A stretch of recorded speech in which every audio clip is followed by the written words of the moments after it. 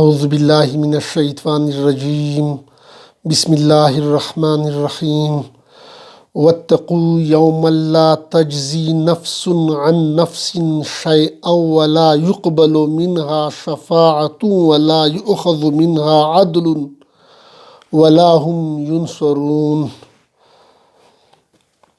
Dear viewers, Assalamu alaikum wa rahmatullahi wa barakatuh.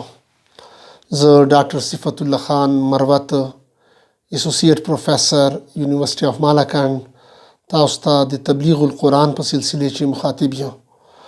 ما اوس د سوره بقره پارا نمبر 1 آیت نمبر 48 نمبر آیات تلاوت فرمایا.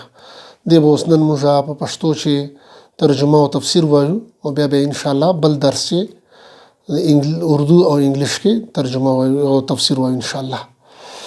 دا څنګه موږ مخکې درسو کې ذکر کړو چې دا آیت نمبر 48 سوره بقره 48 نمبر آیت دای د اولی حصے د باب صوم د دریم باب اخیری آیت تا د دریم باب په دې آیت باندې ختم کیږي. دا آیت نمبر 21 نا 21 نا تر آیت نمبر 44 پورې دریم باب وو او دې کې داوا چې عبدو ربکم، یعنی دین څه شای دا عبدو ربکم. قرآن داوا کړی و چې بندگی صرف د رب ته خاص کو، صرف الله ته بندگی خاص کو، یعنی الله سره بل څوک شریکو ما په ذات شي ما په صفات شي. عبدو ربکم، بندگی د رب لپاره خاص کو، هیڅ څوک سره بل څوک مه شریکوه. قرآن و سنت اتباع وکړه، قرآن و سنت تابعداري وکړه، دا دین ده. نو الته ټولو یا ایها الناس ته ټولو انسانانو ته دعوت وو.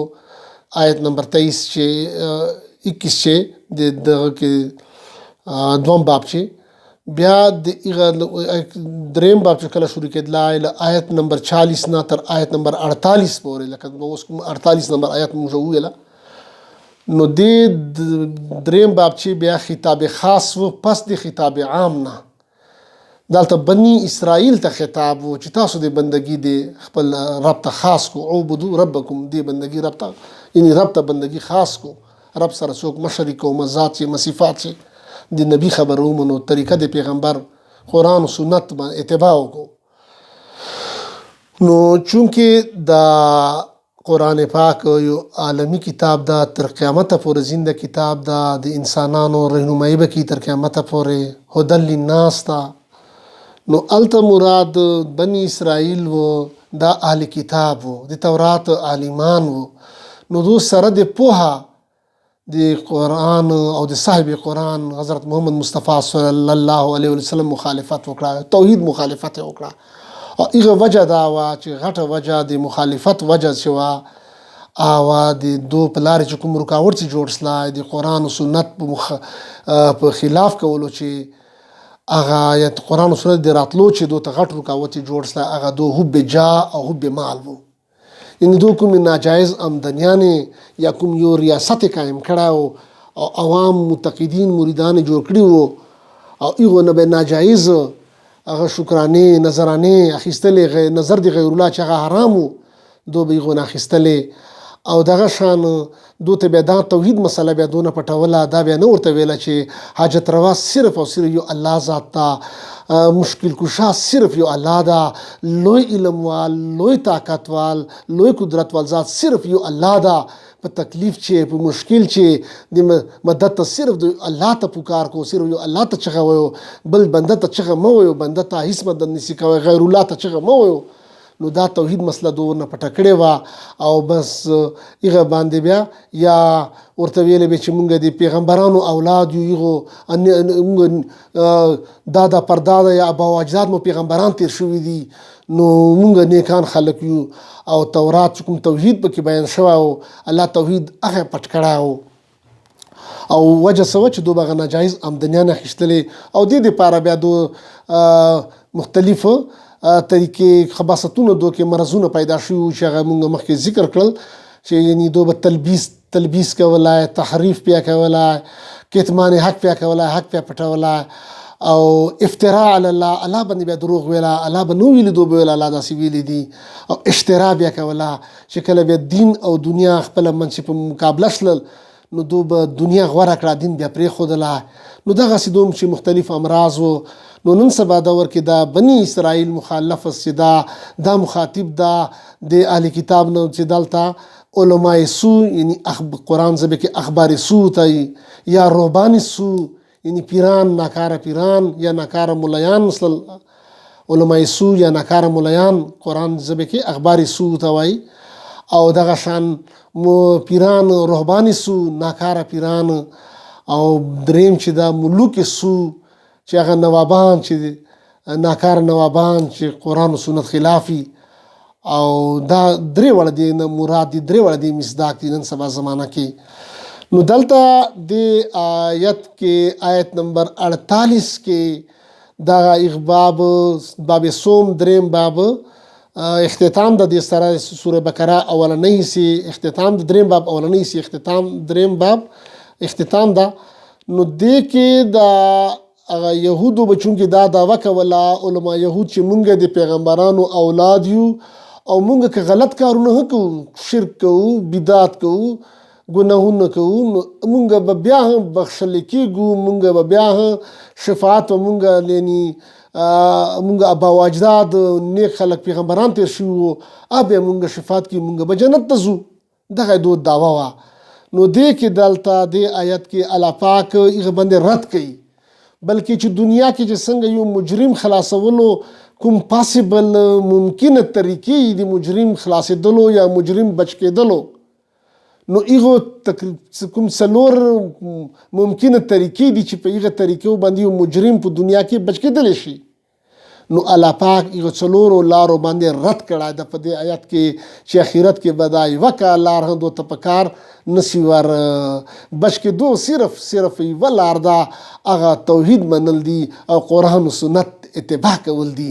په دې لارې په زندگی کې ژوند کې په دنیایي زندگی کې په دنیایي ژوند کې چې که تا قرآن و سنت اتباع وکړه، توحید دې ومنله، شرک بدعت رسوماتو نه ځان بچ کړه، نو په دې به ته جنت ته ځې، په دې به خلاصېږې، بله خلاصي لار دې نسته.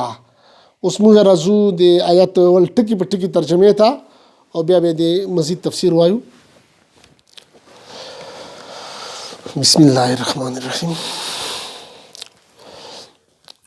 واتقوا او ویریږئ د عذاب نه، واتقوا یعنی ویریږو، وډارسو، یومن د هغه ورځې نه، یعنی هغه ورځې نه یعنی د قیامت ورځې نه، هغه ورځې نه وډارسو، یعنی آخرت ورځې نه وډارسو. لا تجزي چې بدله به ور نه کي نفس یو نفس یعنی یو مشرک نفس عن نفس د بل نفس یعنی بل مشرک لا شیئا هیڅ شی، یعنی یو کس په بل سړي ته بل کس ته هیڅ فایده نه کي ور په هغه ورځې باندې. ولا یقبل منها او نه به قبول کړي شي د دې نفس نه شفاعت یعنی دې مشرک نه به شفاعت نشي قبول. ولا یؤخذ منها او نه به واخیستی شي د دې نفس نه، یعنی دې مشرک نه به وانخیستی شي عدل څه فدیه، یعنی څه فدیه به ورنه وانخیستلی شي په بدل کې چې دا فدیه ته جمع کا، دا جرمانه ته جمع کا او بیا ته معافي، نه دا نشي. ولا هم ینصرون او نه به د دوی امداد وکړي شي، یعنی څوک به د دوی امداد ونه کړي. نو دې کې د څلور چونکې مخکې مو خبره وکړه چې بني اسرائیل کوم علماو په هغه وخت به ویل چې نبی پاک صلی الله علیه وسلم مدینه منورې ته هجرت کړی، نو دو به خلکو ته ویله چې زمونږ خو د انبیاو اولاد یو، نو حضرت یعقوب علیه السلام اولاد یو، په هغه کې مونږ ابو اجداد کې مو نیکانو کې مو پیغمبران تیر شوي دي، نو مونږ هر څومره ګناهونه کوو نو مونږ بیا هم بخښلی شو، مونږ بیا هم جنت ته ځو، مونږ ته به معافي کېږي، مونږ ته به شفاعت به مو کوي پیغمبران مونږ نیکان. نو دغه باندې دلته د آیات کې الله پاک رد وکړه چې نه په دې تاسو نشو خلاصېدلی، چې تاسو مشرکان یو، شرک کوو، نو شرک سره توحید نه منو، قرآن او سنت نه منو، په هغه عمل نه کوو، نو تاسو هیڅوک نشي خلاصولی. نو دا څونکې دنیا کې د چلور دنیا کې د بچ کېدلو د مجرم د خلاصېدلو عام طور پر څلور لارې دي. هغه څلور لارې کومې لارې دي؟ یوه لار دا ده په دنیایي زندگی چې یو سړی که جرم چېرته وکړي مجرم، نو خپل جرم په بل چا ور واچوي او ځان بچ کړي. یعنی حکومت د مجرم په ځای هغه رشته دار ونیسي یا گرفتار کړي او اصل مجرم بچ شي. یعنی داسې کیس وکړي، په تیاره کې وکړي، په شپه کې وکړي چې هغه ته پولیس یا انویسټیګیشن ټیم رسېدلی نشي، نو بس په بل چا باندې جرم ور واچوي چې دغه یو بل مشکوک سړی ونیسي او هغه باندې هغه دفع راشي او هغه ته سزاوار شي او اصلي مجرم بچ شي. یو پاسیبیلیټي په دنیایي زندگی چې دا ده چې مجرم بچ شي او هغه په ځای بل څوک مجرم ثابت شي، بل چا باندې خبر ور واړی. نو یوه طریقه دا ده په دنیا کې د بچ کېدلو لار. نو یعنی یو دغه په ځګي یعنی یو نفس په ځي بل نفس مجرم شي. نو دغه شان د دې آیات کې موږ ذکر ترجمه کې ویل چې آخرت کې به داسې نه یو نفس په بل نفس هیڅ مدد نشي کولی، یا یو نفس په ځي بل نفس ته سزا نشي ورکېدلی چې هغه بچ شي او هغه په ځي بل څوک ور واچوي. نه داسې آخرت کې نشته. په دنیا کې دومه طریقه دا ده چې یو مجرم په ضمانت باندې رها شي. یعنی غیر مجرم د مجرم دپاره ضمانت وکړي. یعنی دې مطلب دا شو چې کوم چې حاکم د ضامن خبر را مني، یعنی حاکم چې ضامن ورته راشي چې زه ضمانت کوم دا رها کا دا مجرم پرېږده، نو هغه حاکم خپل قانون مات کړي یا خپل قانون پرېږدي دې دپاره چې دا ضامن یعنی دا سفارش دپاره څوک راغلی دا چې دا خوشحاله شي. نو دې ضامن یا کوم مخاورز یا ډېر لوی کس ورته راغلی سفارش ته یا ضمانت دپاره، نو حاکم ورنه مجبور وي. هغه درې وجوهات دي د مجبوریانو، یا خود لالچي ورنه محتاج ورنه چې دا کس غټ افسر بل راغلی دا سپوز دا یو پولیس تانې ته یو انسپکټر ته یو بل کس MNA یا MP ورشي چې دا سړی پرېږده، نو هغه پولیس انسپکټر دا یا لالچ کوي چې دا کس که د خبره زه ومنه د ضامن چې کوم راغلی دا مجرم سفارش کوي سپوز، نو دا کس به مانه MPA MNA سینیټر وغیره دا به زمانه خوشحاله شي او مستقبل کې به زما ته بیا پروموشن راکړي، ما ته به نور کارونه آسان کړي. یعنی د لالچي ورنه دې دپاره د خبره مني او مجرم پرېږدي. دومه وجه دا خوفي یره ورنه کوي چې که د خبره نه ومنه د کوم هغه راغلی دا ضمانت کوونکو ته د مشر راغلی دا که د خبره نه ومنو نو بیا کېدای شي ما ته نقصان راکړي، ما ډیموټ کړي، سسپینډ مې کړي وغیره. نو ډېر یاره کې ونه راشي دا کس دا نیولونکی کس یا د حاکم افسر. او درېیمه وجه تمه چې دا تمه لري ورنه چې دا به چېرته ما ته څه خیر راورسوي، په دې دپاره د خپل قانون پرېږدي خو دا ضامن خوشحاله کړي، دا سفارشتو کوونکو وال ضمانت اخیستونکو وال سړی خوشحاله کړي او پرېږدي. یعنی نو الله پاک د درې وړو اسبابو نه یعنی شفاعت قهري د درې وړو اسبابو نه الله پاک مبرا یعنی پاک دی. الله سره دا هغه نشته دی، هغه نه خو مرضونه الله پاک ته مبرا ده. الله نشان ته لالچ ته، نه خوف ته او نه تمه شته. نو په دې وجه الله پاک نه څوک مجرم نشي خلاصولی. البته د الله په اذن سره کېدی شي، الله په حکم سره کېدی شي، الا باذنه. خو دې معنا دا ده چې الله اجازت وکړي په دغه وجوهاتو کې ته شفاعت کولی شي. چې الله ووایي چې دې ته وجوهاتو کې تاسو شفاعت کولی شو، نیکانو بندګانو ته الله ووایي، پیغمبرانو ته چې تاسو شفاعت کولی شو. خو هغه چې کله الله ووایي هغه وجوهات وجه چې هغه سړی موحد دی نو هغه دپاره شفاعت کولی شي. سړی موحد ده خو لږ صغیره ګناهونه ونه شوي دي، نو دلته الله پاک دې باره کې چې کله حکم وکړي نو دلته بیا نیک انبیا کرام اولیاء کرام بیا شفاعت کولی شي. خو مشرک کافر دپاره شفاعت نشته. هغه لپاره پیغمبر شفاعت سفارش نشي کولی، نشي خلاصولی الله نه. یعنی مشرک کافر دپاره شفاعت بالکل نشته، یعنی ممنوع ده. یعنی هیڅ یو پیغمبر هم د خپل پلار دپاره هم شفاعت نشي کولی. لکه مثال حضرت ابراهیم علیه السلام خپل پلار کافر مشرک ته نو هغه لپاره شفاعت نشي کولی. نو جلیل القدر پیغمبر د حضرت ابراهیم علیه السلام خو خپل پلار دپاره شفاعت نشي کولی چې خپل پلار هغه مشرک کافر و. دغه شان یو پیغمبر خپل زوی دپاره شفاعت نشي کولی که هغه زوی مشرک یا کافر مړ شوی وي. یعنی مثال حضرت نوح علیه السلام چې کوم یو زوی چې هغه کافر مړ شوی مشرک مړ شوی کافر نو هغه دپاره یو شفاعت ممنوع ده نشي قبولېدلی. اوس شفاعت حقیقت او اقسام څه شی دي به انشاءالله مونږ بیا په بل درس کې بیانوو چې شفاعت حقیقت او اقسام. اوس چې مونږ دغه درېمې طریقې ته راځو دوه وجوهات مونږ بیان کړل. لکه دې آیات کې د مجرم د خلاصولو څلور وجې ذکر شوی وي چې دنیا کې خو په څلور وجوهاتو کې یو مجرم بچ کېدلی شي له پکړ نه له عذاب نه، خو هلته آخرت کې دا نشته. هغه اوس ذکر مونږ وکړه چې دنیا نفس یو نفس په ځای بل نفس ته ونسي هغه باندې پرچه کټ شي، یا دومه طریقه د ضمانت والا طریقه ده نو هغه مونږ وویله اوس تفسیر مو وکړه. درېیمه وجه طریقه د بچ کېدلو چې کومه په دې آیت کې هغه رد شوې ده درېیمه طریقه هغه دا چې مال ورکي.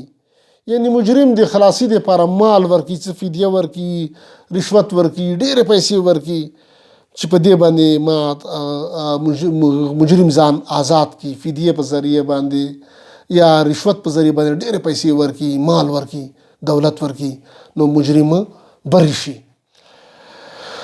نو آخرت کې په دې طریقه هم مجرم نشي خلاصېدلی. بلکې یو حدیث راځي مفهوم دا شان ده چې که فرض کړو یو انسان دا ټوله دنیا سره زر شي او دا په فدیه کې به فرض کړو په ټوله دنیا سره زر شي سونه شي او دا په هغه کې ورکول غواړي، په فدیه کې ورکول غواړي چې دا د ما نه قبول شي خو د جهنم نه دې زبد شه، نو دا به د نه قبول نه کړی شي. نو په مال باندې آخرت کې یو مشرک کافر نشي بچ کېدلی. او څلورمه طریقه چې په هغه باندې مجرم خلاصېدلی شي په دنیا کې، نو په دې آیات کې هغه رد کړه ده چې نه په آخرت کې په دې نشي خلاصېدلی. نو څلورمه طریقه چې مجرم د خلاصېدو په دې دنیا کې خلاصېږي نارملي عام طور باندې هغه ډلې بازي یا پارټي بازي ده. یعنی یو مجرم چې دا یو غټ یو ګینګ لري، یو غټ پارټي لري، یا یو غټ جلوس لري، متقدین مریدین ډېر مریدین راغونډ کړي، نو چې هغه د باندې قانون نافذ کیږي یا جرم سشپوي او جرم په ثابت کیږي، نو دا هغه پارټۍ راوباسي، روډونه بلاک کي، جلوسونه وباسي، جیلونه ډک کي، مختلف تحریکونه شروع کي چې په دې وجې چې هغه حاکم وقت پریشرایز شي او هغه ته بیا مجرم ته سزا نه کوي واره، یا مختلف جلسې وکړي، پلان A پلان B دا مختلف پلانونه پیش کړي چې دا سیاستدانان مختلف کله یو سیاستدان حکومت پریشرایز کولو لپاره په راوباسي جلسې راوباسي جلوسونه، بیا پلان A پلان B پلان C دا څیزونه وچلوي، یا جیل برو تاریخ دا وچلوي د دپاره چې هغه حکومت کوم حاکم وقت ته پریشرایز شي او فیصله نه وکړي او په دې وجې هغه مجرم بچ کړي شي. نو په ډلې بازي یا پارټي بازي باندې خو دې دنیا کې به یو انسان بچ شي، خو په آخرت کې په دې هم نشي خلاصېدلی، په پارټي هم دا نشي خلاصولی. نو یعنی د به مدد نه وکړي شي د هېڅوک بیا د مدد نه بیا پارټۍ د مدد وکړي، نه بیا د مریدان مدد وکړي، نه بیا هېڅوک بیا د مدد نه وکړي په آخرت کې. یعنی مشرک کافر چې دا له عذاب نه خلاص کړي هېڅوک بیا د مدد نه وکړي. نو صرف د خلاصي طریقه چې دا صرف یوه طریقه پاته شوله هغه منل د توحید دي، یعنی عبدو ربکم. نو الله پاک دې مونږ ته د توحید منلو په دې عمل کولو او دې تبلیغ کولو توفیق راکړي. الله د قرآن او سنت باندې عمل کولو توفیق نصیب کړي، او ځکه چې قرآن چې دا هدایت ته، دا رڼا ده، دا شفا ده. دې ته الله پاک په قرآن چې موعظه ویلي، پاسپورټ ویلی دي، په دې باندې به یعنی پاسپورټ یعنی جنت ویزه به په لګېږي. ته هله چې ته قرآن او سنت باندې ته عمل کړی پیغه پوهه نو عمل هله راځي چې ته په دې پوهېږې او اکثر څنګه به یهودو علماو خباستونه دا و چې دوی به خپل عوام چې دا جاهل ساتل. نو نن سبا هم که مونږ وګورو له قرآن درسونه عام نه دي، بلکې زمونږ که خپل علاقې خبره وکړو، د لکي مرد خبره وکړو، ډېر آی ما خیال مطابق 99% په جوماتونو کې پوره ضلع کې د قرآن درسونه نشته، په قرآن په مورنۍ ژبه کې درسونه نشته، عام خلک له قرآن نه لرې دي.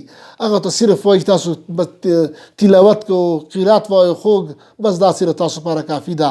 حالانکه دا کافي نه ده. قرآن معنا مفهوم زده کول هر مسلمان نارینه زنانه باندې فرض دي. دغه شان په دې باندې عمل فرض دي او دغه د قرآن او سنت باندې عمل کول دا راه نجات ته. کله صحابه کرام رضی الله تعالی عنهم اجمعین چې قرآن او سنت باندې عمل وکړه، نو الله پاک په دې دنیا ستوري کړل. او حضرت عمر فاروق رضی الله تعالی عنه، حضرت ابوبکر صدیق رضی الله تعالی عنه، حضرت عمر فاروق رضی الله تعالی عنه د حکومت زندګي 22.5 لک مربع میل باندې زیات باندې حکومت الله پاک ورکړه. نو دا په څه وجه؟ قرآن او سنت باندې. او داسې امن قائم کړه، مثالي امن قائم کړه چې اوس تاریخ د هغه داسې معاشرې، داسې مکمل 100% پیسفل سوسایټي مثال ورکولو نه قاصره ده. نو نن هم که مونږ وایو چې امن دې راشي، ترقي دې راشي، خوشحالي دې راشي، نو دې لار څه ده؟ قرآن او سنت اتباع کول دي. نو الله پاک دې مونږ ته د قرآن او سنت اتباع کولو توفیق راکړي. آمین. وما علینا الا البلاغ.